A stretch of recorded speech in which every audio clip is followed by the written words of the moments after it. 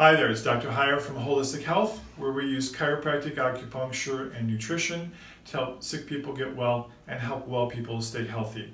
In this video series, we're going to talk about posture.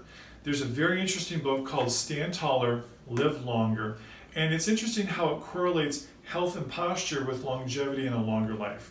And who I want to speak to today, in particular, is maybe our mature or senior aged individuals.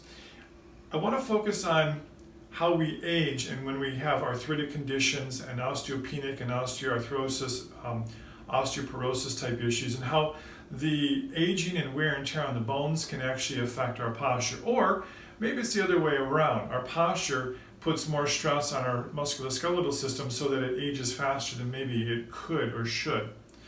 In particular, I want to talk about rounding of the shoulders, maybe a dowager's hump, or a curvature in the back, causing compression on the ribs and the organs within.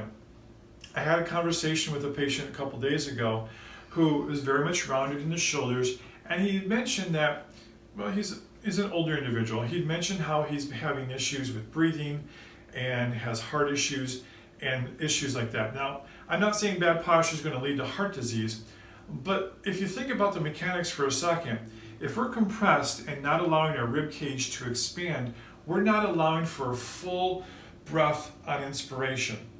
What we're doing is we're decreasing the amount of oxygen we're getting into the body, decreasing the amount of oxygen that's getting to our brain and all the other muscles and tissues and organs inside the body as well.